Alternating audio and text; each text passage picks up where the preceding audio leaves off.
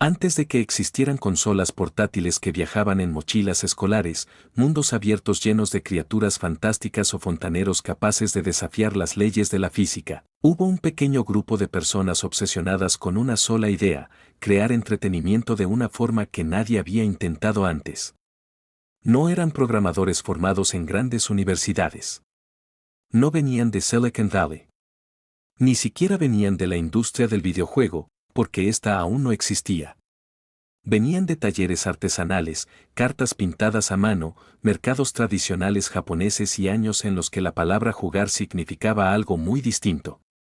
Y aunque hoy Nintendo es sinónimo de creatividad, innovación y cultura pop mundial, su historia comenzó en un lugar inesperado, rodeada de tradiciones centenarias, apuestas clandestinas, crisis económicas y decisiones que parecían imposibles.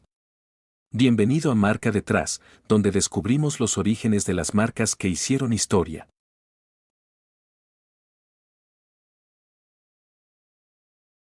Para comprender Nintendo hay que retroceder más de un siglo, mucho antes de los videojuegos, las consolas o incluso los juguetes electrónicos. Hay que viajar hasta un Japón que apenas comenzaba a abrirse al mundo, donde el entretenimiento era un lujo artesanal y la industria del ocio se construía con pinceles, tinta y paciencia. En ese contexto nació Fusajiro Yamauchi en 1859, en la ciudad de Kioto. Provenía de una familia de comerciantes modestos y desde joven encontró su vocación no en los negocios, sino en el oficio. Su mundo no eran los números, sino la técnica; no eran los planes industriales, sino la repetición obsesiva que transforma un objeto común en algo valioso. A los 30 años, en 1889, fundó un pequeño taller llamado Nintendo Kappa. No producía juguetes, ni electrónicos, ni tecnología. Producía cartas Hanafuda, un tipo de naipe tradicional japonés utilizado para distintos juegos sociales, algunos de ellos ligados a apuestas clandestinas. El éxito del taller no se medía en volumen, sino en artesanía. Cada mazo se pintaba a mano y cada detalle pasaba por un proceso casi ritual. No se trataba de un producto, sino de una pieza hecha para durar.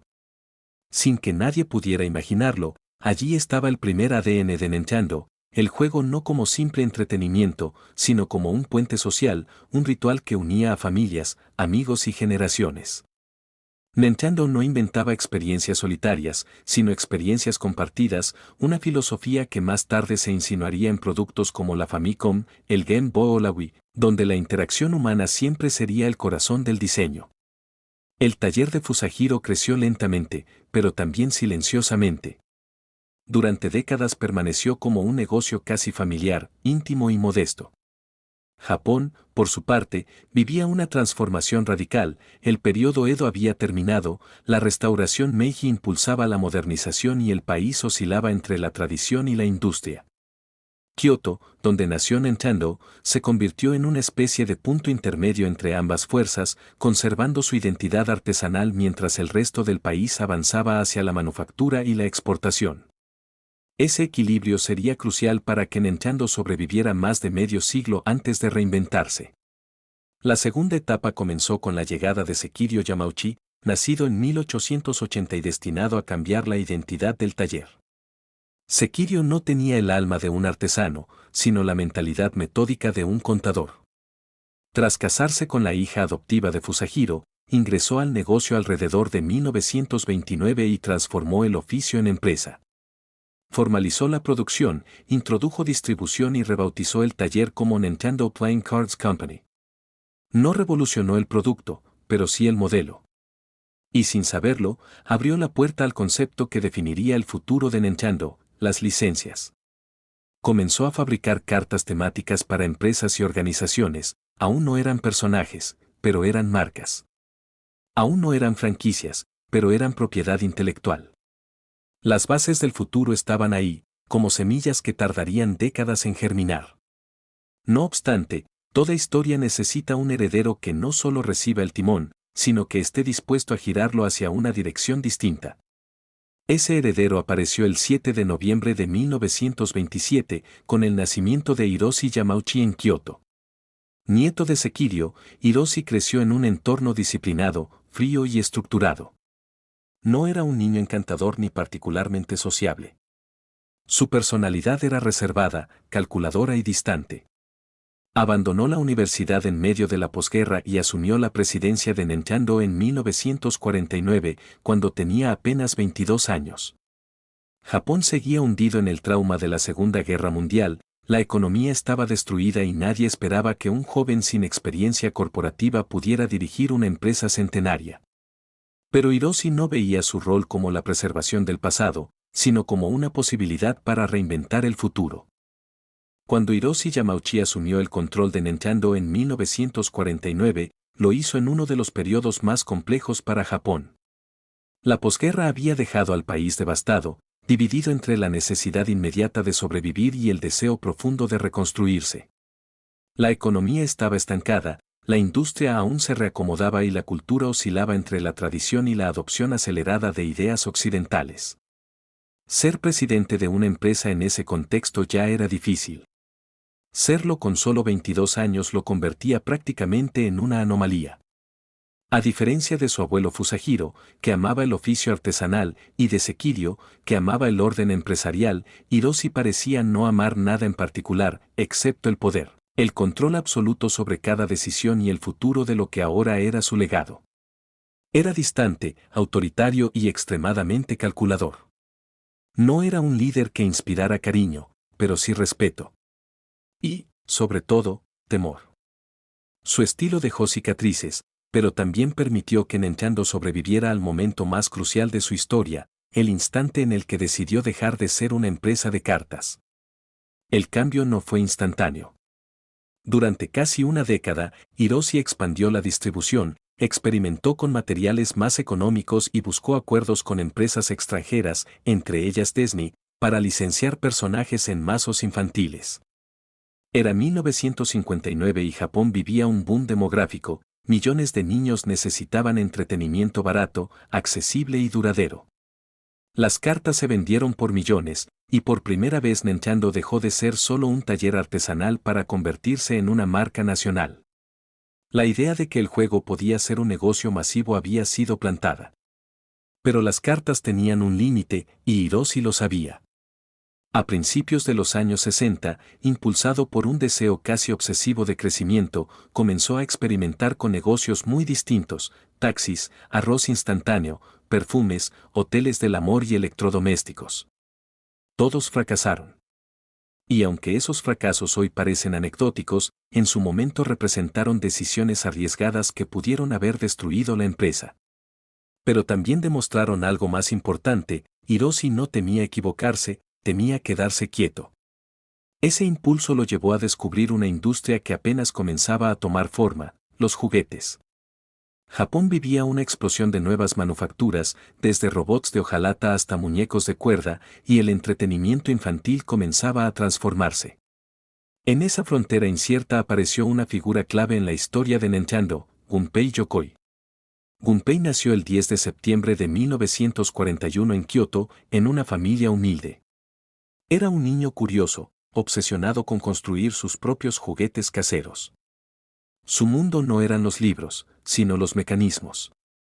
Le fascinaban las piezas que encajaban, los resortes que liberaban energía, las palancas capaces de transformar un movimiento pequeño en una reacción sorprendente.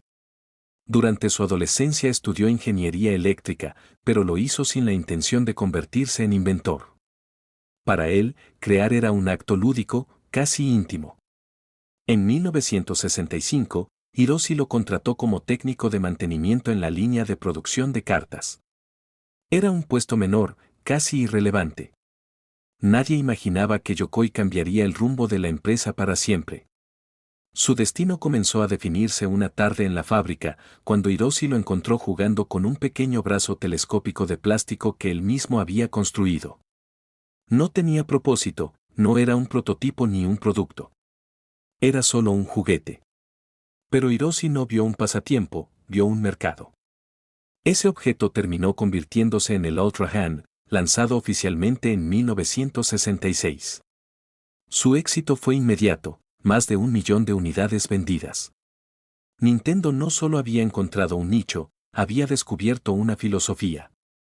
Los juguetes de Gunpei no requerían tecnología sofisticada, solo ingenio. Eran simples, sorprendentes y profundamente interactivos. Y aunque nadie lo sabía, ese principio definiría más adelante la esencia del Game Boy, la Famicom y hasta la Wii. La diversión no estaba en la potencia, sino en la creatividad. El éxito de Ultra Hand abrió una nueva puerta, y Hiroshi permitió a Yokoi fundar lo que sería conocido como el departamento de Appliance de Nintendo. Allí nacieron una serie de juguetes mecánicos y electrónicos que se vendieron en todo Japón durante la década de 1970, como el Ultra Machine, el Love Taster y la Kousenju SP, una pistola de luz que hacía uso de fotodiodos para detectar impactos. Aquellos juguetes no solo generaron ingresos, generaron algo más valioso, cultura de innovación. Nintendo ya no era una empresa de cartas ni un negocio en busca de identidad, comenzaba a convertirse en una empresa de entretenimiento. Un concepto que no estaba del todo claro aún, pero que Hiroshi intuyó antes que muchos de sus contemporáneos. Sin embargo, las historias grandes necesitan un acto disruptivo para trascender, una transición que cambie para siempre el eje de lo posible. Para Nintendo, esa transición llegaría con la electrónica, los arcades y un universo que estaba a punto de explotar desde Estados Unidos, los videojuegos. A principios de los años 70, mientras Japón consolidaba su milagro económico y el mundo comenzaba a obsesionarse con la tecnología doméstica, una nueva forma de entretenimiento estaba germinando en Estados Unidos. Los videojuegos eran rudimentarios, casi experimentales. Pantallas que apenas distinguían formas, movimientos basados en física simple y reglas que dependían más de la imaginación del jugador que de lo que la máquina podía mostrar. Pero había algo magnético en ellos, eran interactivos. No eran cine, no eran juguetes, no eran televisión. Eran participación. Hiroshi lo entendió antes que la mayoría. Si los juguetes de Yokoi habían demostrado que la interacción era el componente más adictivo del juego, los videojuegos podían llevar esa interacción a un nivel completamente nuevo. Así, en 1973, Nintendo comenzó a importar máquinas recreativas estadounidenses, especialmente de la empresa Magnavox, con el objetivo de comprender su funcionamiento y analizar si existía un futuro allí. Para ese momento, Atari ya empezaba a dominar el mercado norteamericano con éxitos como Pong, pero en Japón nadie tenía claro si el público adoptaría la idea. El verdadero impulso llegó cuando Nintendo decidió crear sus propios arcades en lugar de depender de proveedores extranjeros. Fue un movimiento audaz, porque la transición implicaba pasar de ser una marca de juguetes a una marca tecnológica. El proceso fue lento, lleno de errores, pero también lleno de exploración. Y como ocurre en toda gran transformación, apareció una figura clave, Shigeru Miyamoto. Miyamoto nació el 16 de noviembre de 1952 en Sonobe, un pequeño pueblo de la prefectura de Kioto. Creció rodeado de bosques, ríos y cavernas que exploraba cada tarde después de la escuela. Sus juegos no eran mecánicos ni electrónicos, eran imaginativos. Los árboles se convertían en templos, los ríos en mundos desconocidos y la noche en un territorio misterioso lleno de criaturas invisibles. Miyamoto nunca dejó de ver la realidad como un mapa expandible. Ese detalle lo convertiría décadas más tarde en el arquitecto de los universos más icónicos de la historia del entretenimiento. En 1977, tras graduarse en diseño industrial y buscando trabajo, más por obligación que por ambición, Miyamoto llegó a Nintendo gracias a la amistad de su padre con Hiroshi Yamauchi. No era programador ni ingeniero. Según los estándares de la época, no encajaba en la industria de los videojuegos. Pero Hiroshi no buscaba programadores. Buscaba mentes capaces de ver el juego más allá de las máquinas. Al principio, Miyamoto trabajó como ilustrador y diseñador de carcasas para juguetes y máquinas arcade. Pero su destino cambió en 1979, cuando Hiroshi lo llamó directamente a su oficina. Una de las máquinas arcade de Nintendo había fracasado estrepitosamente en Estados Unidos. Si no lograban convertirla en algo rentable, la compañía perdería dinero y podría alejarse del mercado que tanto le costaba conquistar. Hiroshi, con su habitual frialdad estratégica, le dijo a Miyamoto algo que en cualquier otro contexto habría sido un desastre: arréglalo. Ese fracaso sería la semilla de Donkey Kong. Miyamoto comenzó a analizar el estado de los arcades. La mayoría eran juegos centrados en puntajes, reflejos y mecánicas repetitivas, derribar naves, esquivar balas, rebotes geométricos. Divertidos sí, pero sin emoción. Nadie lloraba, nadie reía, nadie empatizaba. Para Miyamoto eso era insuficiente. Si el juego no tenía historia, no tenía alma. Así nació la idea de Donkey Kong, un carpintero llamado Huntman, que más tarde sería Mario, intentando rescatar a Pauline de un gorila gigantesco. Era un héroe, un villano y una motivación emocional. No era simplemente ganar puntos, era salvar a alguien. Cuando se lanzó en 1981, Donkey Kong no solo fue un éxito financiero. Fue un cambio cultural. Introdujo narrativa, personajes y humor al medio. Era la primera vez que un videojuego se comportaba como una historia. Pero lo más importante no fue el éxito inmediato, sino lo que significó para Nintendo. Demostraba que podían competir contra Atari en Estados Unidos, que podían innovar y que podían diferenciarse del resto. Hiroshi no solo estaba satisfecho, estaba convencido. Japón ya no era solo el país que fabricaba juguetes y electrodomésticos baratos. Podía exportar entretenimiento. Podía exportar cultura. Y Nintendo sería su buque insignia. Mientras Estados Unidos vivía la fiebre del arcade, Nintendo inició el desarrollo de una consola doméstica capaz de llevar esa experiencia a los hogares. En Japón la llamaron Family Computer o simplemente Famicom. Su lanzamiento en 1983 marcaría el siguiente capítulo en la historia de los videojuegos. Pero al mismo tiempo, al otro lado del mundo, la industria estaba a punto de colapsar. Un colapso que definiría el destino de Nintendo para siempre. 1983 fue el año más oscuro que la industria de los videojuegos había visto hasta entonces. En Estados Unidos, Atari se había convertido en sinónimo de la cultura arcade y del entretenimiento casero. Sus consolas estaban en millones de hogares, sus juegos eran un fenómeno mediático y las tiendas no podían reponer inventario lo suficientemente rápido. Parecía un mercado indestructible. Pero como ocurre con todas las industrias jóvenes que crecen más rápido de lo que comprenden, la ambición superó a la calidad. Las estanterías de los supermercados comenzaron a llenarse de juegos mediocres, títulos clonados y consolas incompatibles producidas por empresas que no entendían el medio. La burbuja era evidente, pero nadie quería admitirlo. El detonante llegó a finales de 1982, cuando Atari lanzó al mercado un videojuego basado en la película E.T. the Extraterrestrial. Se trataba de un producto hecho a contrarreloj, sin pruebas, sin diseño y sin alma. El resultado fue uno de los fracasos comerciales más recordados de la historia. Miles de cartuchos terminaron enterrados en un desierto de Nuevo México, como si la industria quisiera ocultar sus errores bajo la arena. El desastre económico fue inevitable. Las tiendas dejaron de comprar videojuegos, los inversionistas abandonaron el sector y las compañías comenzaron a cerrar. Lo que se conoció como el Video Game Crash de 1983 no solo destruyó empresas, destruyó la confianza del consumidor. Para la prensa, los videojuegos no eran más que una moda pasajera. Para los analistas económicos, el mercado estaba muerto. Y para Nintendo, que apenas estaba entrando a Estados Unidos, era una amenaza existencial.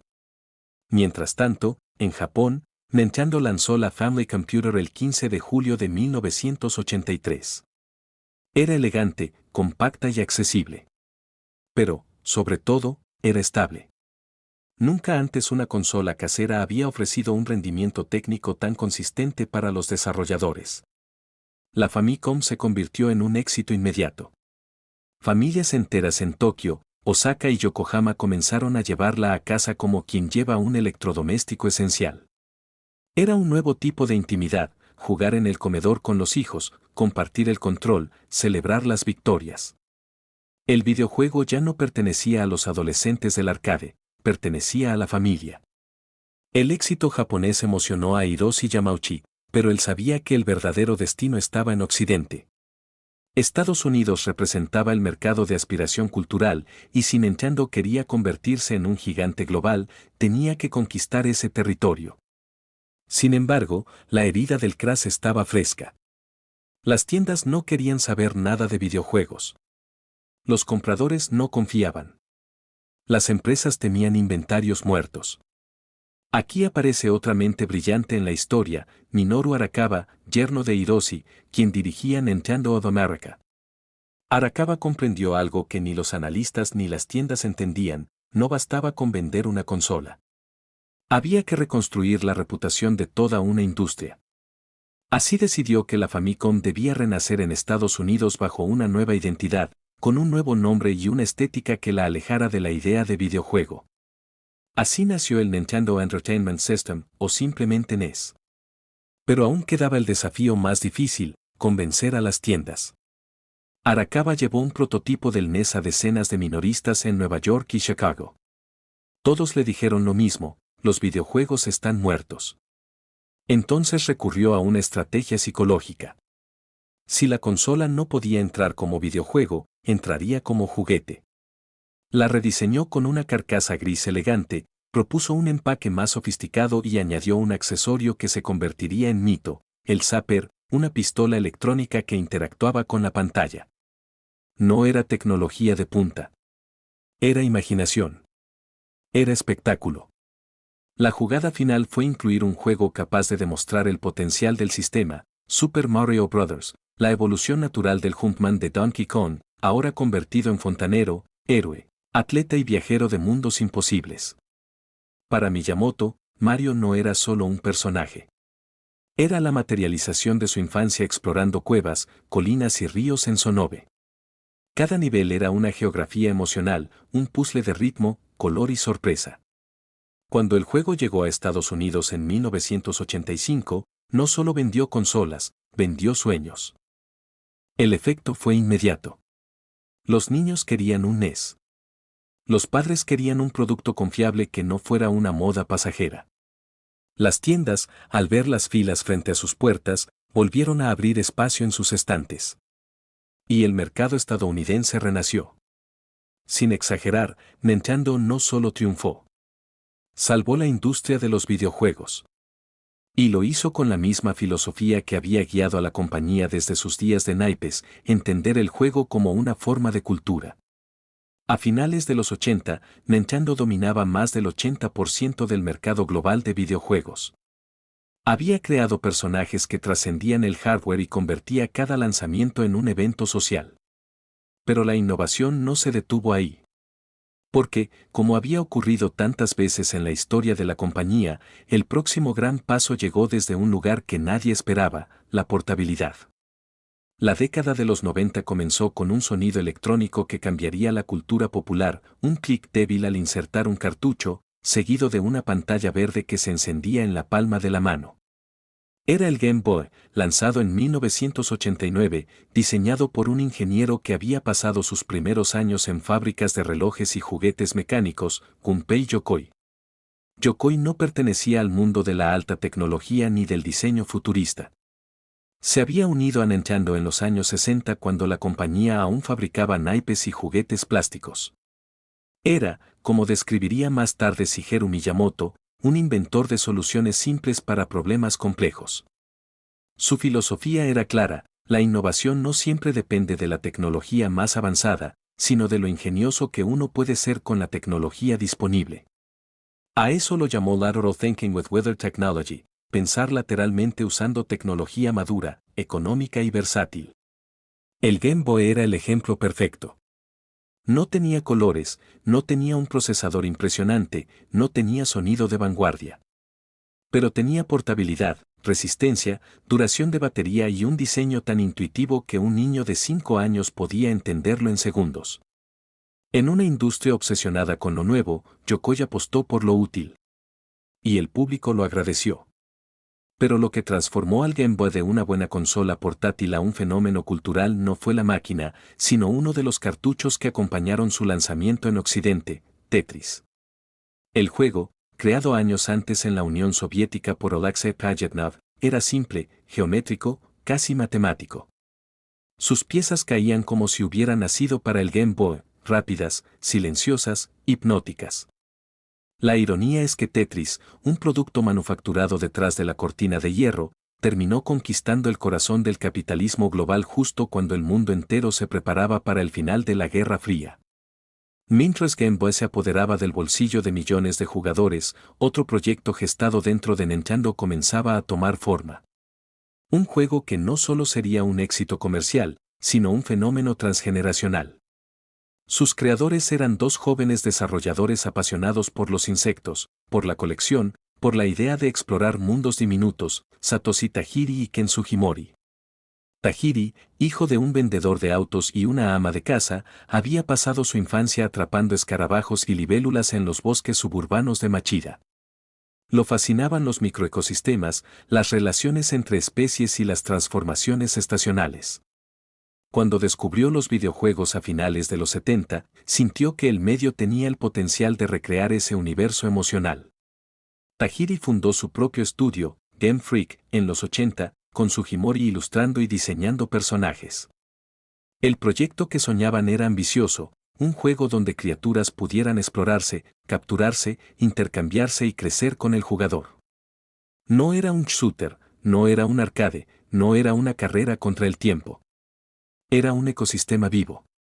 Cuando Tajiri presentó la idea a Nintendo, Yokoi fue quien vio el potencial. Y el Game Boy tenía algo que ninguna otra consola portátil tenía, un cable de conexión que permitía a dos jugadores comunicarse.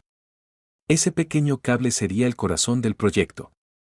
Así nació Pokémon, lanzado en Japón en 1996.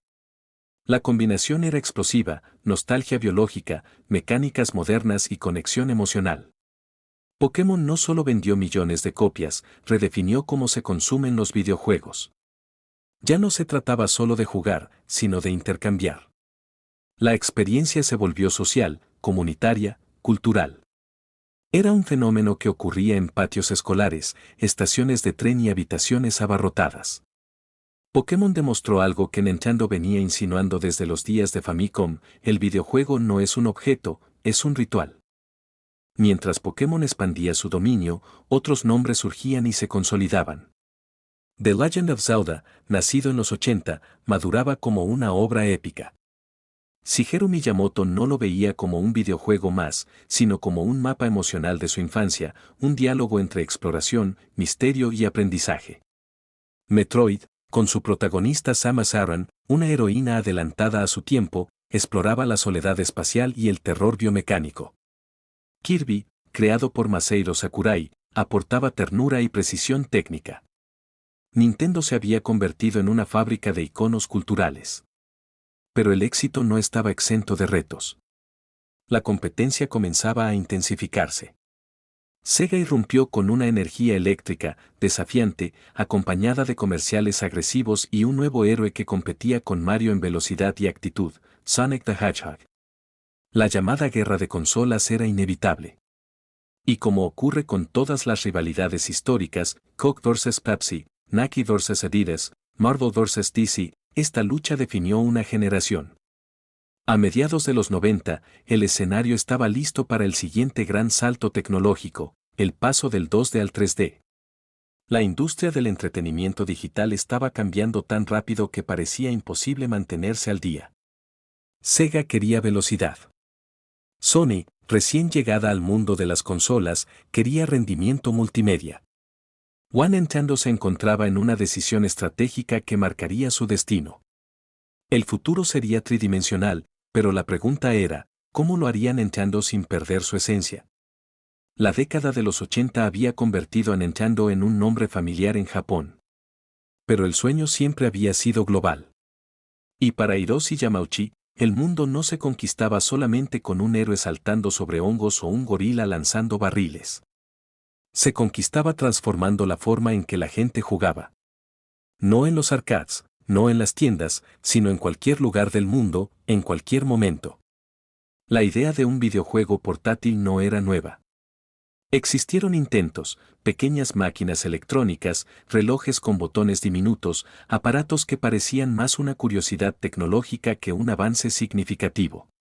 Pero fue Gunpei Yokoi, aquel ingeniero con formación en electrónica que empezó arreglando máquinas en la fábrica, quien vio algo distinto: el entretenimiento no está en la tecnología más avanzada, sino en usar tecnología existente de la forma más creativa posible.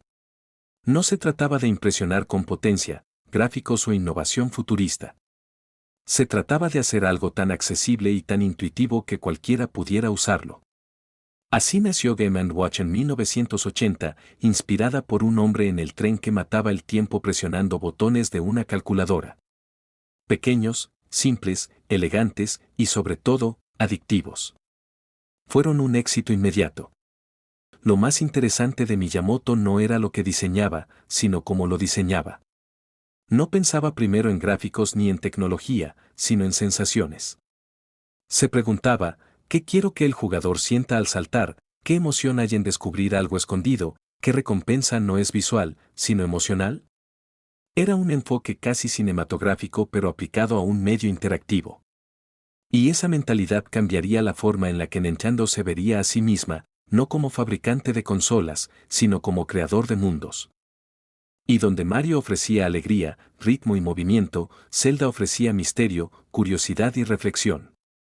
A principios de los 90, Nintendo ya no era solo una empresa japonesa exitosa, era el epicentro creativo de una industria global. Y mientras el marketing de la competencia prometía más poder y más bits, Nintendo respondía con algo más difícil de medir pero infinitamente más recordado, experiencias que no terminaban cuando apagabas la consola. Lo curioso es que ni Miyamoto ni Yokoi tenían ambiciones de convertirse en celebridades.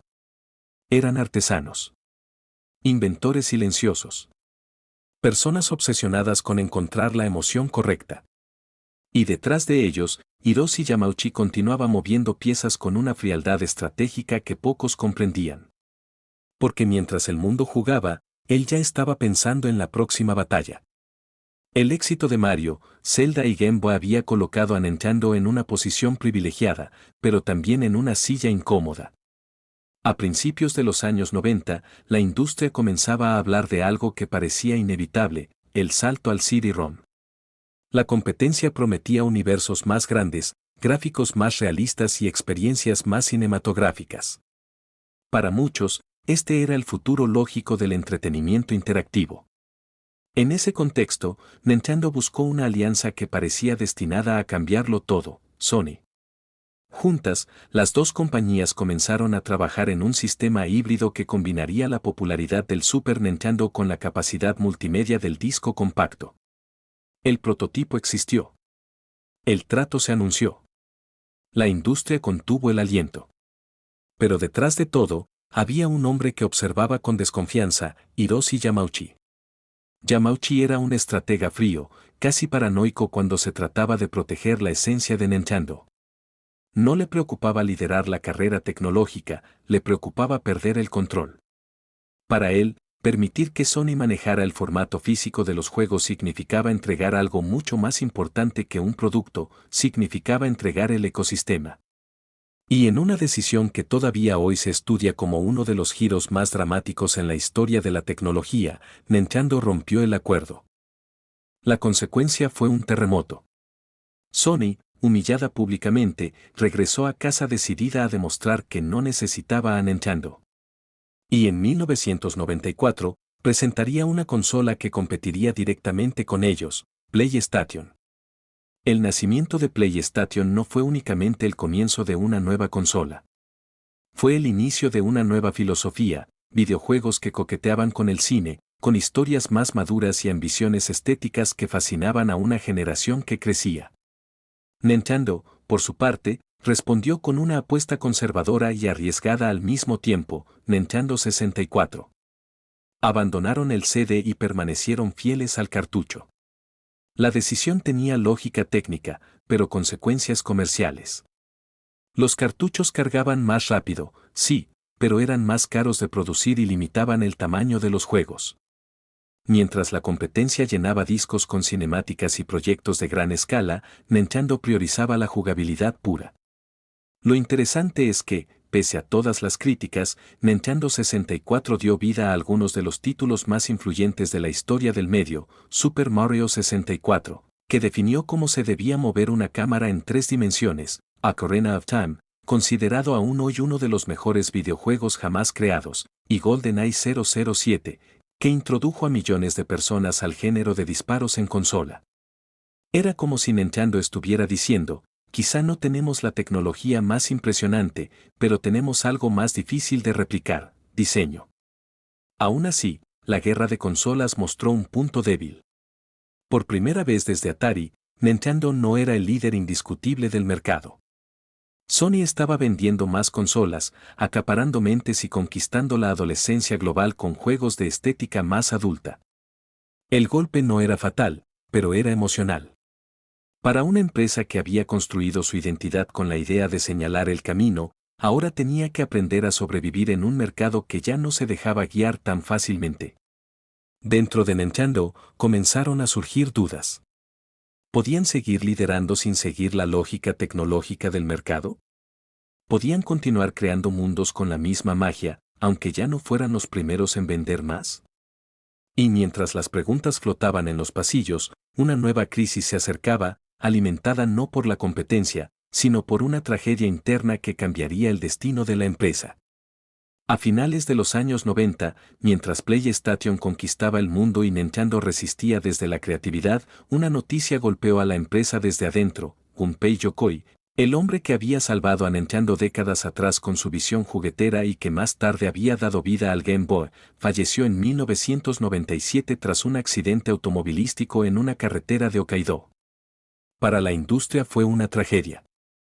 Para Nintendo fue un duelo silencioso.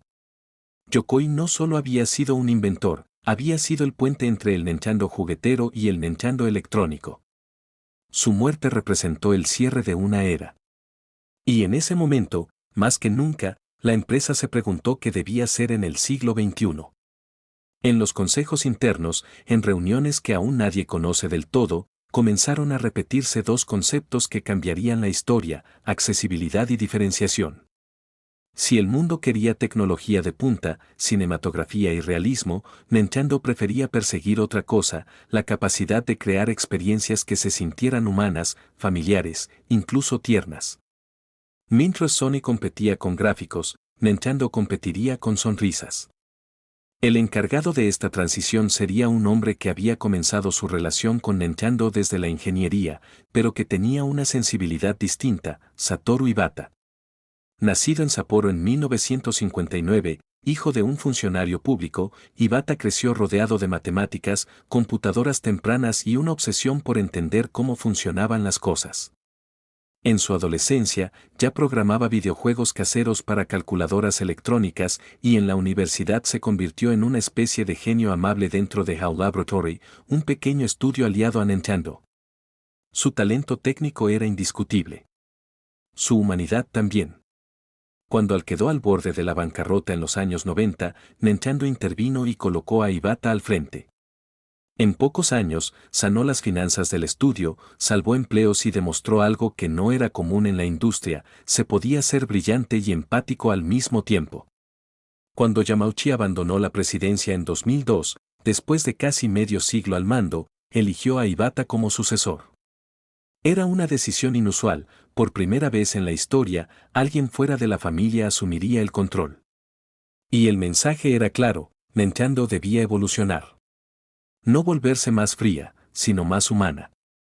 Bajo su mando, Nintendo comenzó a preguntarse algo que ningún gigante tecnológico solía preguntarse: ¿qué es divertido para alguien que nunca ha jugado videojuegos? La pregunta parecía simple, pero contenía un giro filosófico. La industria llevaba años creando productos cada vez más complejos, pensados para gamers experimentados. Iwata quería hacer lo contrario. Quería abrir la puerta. Ese pensamiento se materializó en dos piezas de hardware que, desde el punto de vista técnico, parecían insuficientes, pero desde la perspectiva cultural, eran revolucionarias: Nintendo DS y Nintendo Wii. DS ponía una pantalla táctil en manos del jugador antes de que los teléfonos inteligentes conquistaran el mundo. Era portátil, era extraño, era experimental y vendió más de 150 millones de unidades. Wii, en cambio, apostó por el movimiento físico, por el juego en familia, por las risas en salas de estar. Mientras la industria buscaba ser más seria, más cinemática, más impresionante, Wii buscaba ser más cálida. La estrategia funcionó como una revelación. Las abuelas jugaban boliche. Los padres sacaban tiempo para competir con sus hijos. Las reuniones familiares se transformaban en competencias de tenis y carreras improvisadas. Por primera vez, Nintendo dejó de ser solo una compañía de videojuegos y se convirtió en un puente generacional. Pero detrás del éxito, también había tensión. Internamente, muchos se preguntaban si esta filosofía tenía límites. Si renunciar al realismo y a la potencia significaba renunciar a ciertas ambiciones narrativas. Y mientras la industria celebraba a Iwata como un visionario, él mismo cargaba con un peso silencioso. El futuro de Nintendo dependía de mantener ese delicado equilibrio entre lo tecnológico y lo emocional. Lo que nadie sabía, ni siquiera muchos dentro de la industria, es que ese equilibrio estaba sostenido por un hombre que estaba librando una lucha que no era empresarial, sino biológica. Una lucha que pronto obligaría a Nintendo a enfrentar el dolor más profundo de su historia moderna. En 2013 comenzaron a circular rumores dentro de la industria. No eran filtraciones de hardware, ni nuevas IPs, ni proyectos experimentales. Eran susurros sobre la salud de Satoru Iwata. Nadie sabía exactamente qué estaba pasando, pero en Nintendo había silencio, y en el silencio hay pistas. En junio de 2014, Nintendo confirmó lo que muchos temían: Iwata había sido sometido a una cirugía para remover un tumor en el conducto biliar. Era una batalla que no se peleaba con ingenieros ni diseñadores, se peleaba con médicos, con células y con tiempo. Aún así, Iwata continuó trabajando. Publicaba, supervisaba, discutía y sobre todo, seguía preguntando por aquello que definía su filosofía: cómo hacer que jugar fuera algo humano. Un año después, el 11 de julio de 2015, Nintendo anunció su muerte. Tenía apenas 55 años. Y de una forma casi poética, la industria reaccionó como si hubiera perdido no a un ejecutivo, sino a un amigo. Programadores, diseñadores, rivales, fans, prensa, incluso desarrolladores independientes, todos recordaban a un hombre que creía en la amabilidad como modelo de liderazgo. Fue un duelo colectivo. En Tokio, frente a la sede de Nintendo, comenzaron a aparecer flores, cartas y pequeñas figuras de plástico de Kirby, Mario o Pikachu. No era un luto comercial, era un luto cultural. Porque Nintendo siempre había sido diferente, pero lo que muchos no sabían es que esa diferencia siempre tuvo nombre y apellido. Tras su muerte, la compañía quedó en un estado de transición emocional y estratégica. Wii U había fracasado, el mercado se movía a una velocidad desconocida y la industria entera parecía avanzar hacia un destino cinematográfico, hiperrealista y multiplataforma. Nintendo debía decidir si quería seguir existiendo, o si quería seguir siendo lo que era. La respuesta llegó en 2017. En marzo, un pequeño aparato híbrido, mitad portátil, mitad consola casera, salió al mercado sin demasiadas expectativas externas. Se llamaba Nintendo Switch y, como muchos de los inventos que marcaron la historia de la compañía, parecía extraño, incluso ingenuo. Pero era un puente. Un puente entre el Iwata que diseñaba para todos y el Nintendo moderno que debía sobrevivir en un mundo global. Para sorpresa de todos, Switch no solo funcionó, se convirtió en un fenómeno cultural. Era la consola que podía acompañarte en un avión, en un sillón o en un tren. Era portátil para quienes viajaban, familiar para quienes jugaban en casa y accesible para quienes nunca habían tocado un control. En palabras simples, volvió a abrir la puerta. A partir de ese momento, Nintendo dejó de ser únicamente una marca de videojuegos para convertirse en algo que llevaba décadas insinuando: un ecosistema emocional. Mario dio el salto al cine con una adaptación que no solo rompió récords, sino que demostró algo que Hollywood no terminaba de entender: la nostalgia, cuando es genuina, no necesita licencia, necesita historia. Los parques temáticos de Mario comenzaron a expandirse desde Osaka hacia Estados Unidos, y Universal Studios abrazó al fontanero como si fuera un personaje nacido para la cultura global. Pokémon, que décadas atrás había sido visto como una moda pasajera, demostró ser uno de los universos más rentables, longevos y emocionalmente persistentes del siglo XXI. Y Zelda, con Breath of the Wild y Tears of the Kingdom, confirmó lo que muchos críticos venían sospechando: Nintendo no necesitaba gráficos realistas para crear mundos inmersivos, necesitaba curiosidad, sorpresa, silencio y exploración. Mientras tanto, una parte del público comenzó a reconocer algo que siempre estuvo allí pero que nunca se había dicho en voz alta: Nintendo no compite en la industria del videojuego. Nintendo compite en la industria de la infancia. No importa si tienes 5 años o 50, Nintendo trabaja con el recuerdo, la ternura, la aventura y el asombro. Y en un mundo cada vez más cínico, más acelerado y más ruidoso, esa es una ventaja imposible de imitar. Hoy, más de 100 años después de aquellos primeros naipes Hanafuda en Kioto, la pregunta no es cómo Nintendo sobrevivió, sino cómo se transformó tantas veces sin traicionar aquello que nació en 1889, el juego como herramienta cultural. Una herramienta para unir, para conectar, para recordar. Una herramienta que permite volver a ser niño. Cada generación tuvo una consola para recordarlo. Los baby boomers recuerdan el Famicom. La generación X recuerda el SNES. Los millennials crecieron con el Game Boy Advance, el Nintendo 64 o el Wii. Y la generación Z encontró en Switch una compañía portátil para un mundo hiperconectado. Lo interesante es que, en todo ese viaje, Nintendo nunca necesitó ser perfecta. Solo necesitó ser humana. Porque detrás de cada Mario, cada Link, cada Yoshi o cada Pikachu hay una línea que no se rompe: la historia de una familia, después de un taller, después de un inventor, después de un presidente que creía en las personas antes que en los procesos. Nintendo no inventó la magia. Solo nos recordó que podía existir.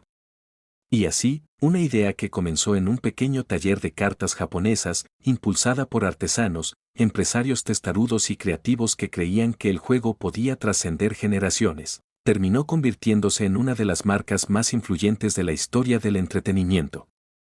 Nintendo no solo cambió la industria del videojuego, cambió la forma en que jugamos, la manera en que imaginamos y el vínculo emocional que millones de personas tienen con sus recuerdos. Si te gustó esta historia y quieres descubrir los orígenes de más marcas que hicieron historia, no olvides suscribirte a Marca Detrás, dejar tu like y activar las notificaciones. Porque detrás de cada gran marca, siempre hay una historia que merece ser contada.